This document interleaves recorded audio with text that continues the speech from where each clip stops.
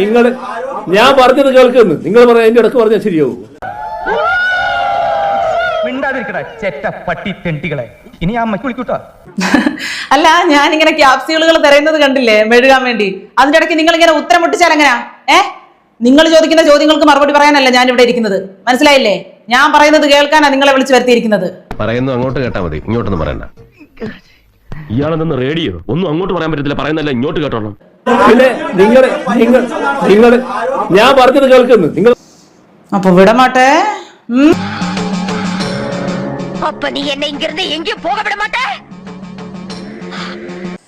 Election അടുത്തതുകൊണ്ടാ, അല്ലെങ്കിൽ കടക്ക് പുറത്തെന്ന് പറഞ്ഞ ഒറ്റ ആട്ടിന് എല്ലാത്തിനും അടിച്ച് പുറത്താക്കിയാനെ.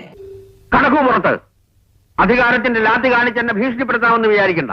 നിങ്ങൾ കാണുന്നത് അയ്യപ്പ സംഗമത്തെ തകർക്കുന്നതിന് വേണ്ടിയുള്ള പുതിയ കാര്യങ്ങൾ കണ്ടെത്തുന്നതിനുള്ള ശ്രമങ്ങൾ നടക്കുമല്ലോ. മനസ്സിലായില്ലേ? അങ്ങനെ ആഗോള അയ്യപ്പ സംഗമത്തെ തകർക്കാൻ ചിലർ ആസൂത്രിതമായി ചെയ്തു വെച്ച ചില പണികളുടെ ഫലമായിട്ടാണ് ശബരിമലയിലെ സ്വർണം അത്രയും കാണാതായത്. മനസ്സിലായില്ലേ? സ്വർണം എല്ലാം വീടുകളിൽ തന്നെ ഉണ്ട്, എങ്ങും പോയിട്ടില്ല. ശരിയാ, മാധവൻ കള്ളനാ. പക്ഷെ മാധവൻ കട്ടതൊന്നും അമേരിക്ക വിട്ടുപോയിട്ടില്ല. നിങ്ങൾ അവിടെ എന്ത് നടന്നു എന്നുള്ളത് അത് പ്രത്യേകം പരിശോധിക്കട്ടെ. പക്ഷെ അയ്യപ്പ സംഗമം തകർക്കുന്നതിന് വേണ്ടിയുള്ള വലിയ ശ്രമങ്ങൾ പല ഭാഗത്തുനിന്നുണ്ടായി. ഒന്ന് നോക്കിയാൽ കേരള എക്സ്പ്രസിലും ജയന്തി ജനതയിലൊക്കെ സീസൺ ടിക്കറ്റുകാരെ റിസർവേഷൻ കമ്പാർട്ട്മെന്റുകളിൽ കേറ്റില്ല എന്ന് മന്ത്രി പറയുന്നത് വളരെ കഷ്ടമാണ്. Stop this nonsense. എടോ, തന്നെ വിളിപ്പിച്ച കാര്യമെന്ത്, താൻ പറയുന്ന കാര്യമെന്ത്? അതെ, ശബരിമലയിൽ നിന്ന് നഷ്ടമായെന്ന് പറയുന്ന 35 കിലോ സ്വർണത്തിന്റെ കണക്കല്ലല്ലോ പ്രധാനപ്പെട്ടത്. ആഗോള അയ്യപ്പ സംഗമം മുടക്കാൻ ആരൊക്കെയോ ശ്രമിച്ചു. ഞാൻ പറഞ്ഞില്ലേ, ഈ വിഷയത്തിൽ നമ്മൾ വിവരം അറിയുന്ന തോന്നുന്നത്. 1 മണിയാകാൻ പോവുകയാണ്. 1 മണിക്ക് ഞാൻ അവസാനിപ്പിക്കും.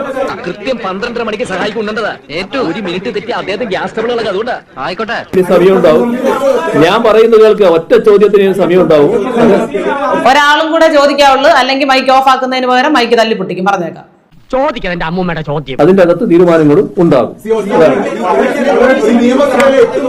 ആണ്ടാ ഞെക്കി. ഒരു ചോദ്യം എന്ന് പറഞ്ഞാൽ ഒരു ചോദ്യം. ആഗോള കാര്യങ്ങൾ മുഴുവൻ അങ്ങേറെ കയ്യിലായിരിക്കുന്നത്. എന്ത് റവല്യൂഷണറി, എന്ത് ഡെമോക്രസി എന്നാണ് ഞാൻ ചോദിക്കുന്നത്. കേരളം നിന്ന് കത്തിയാൽ എന്ത്?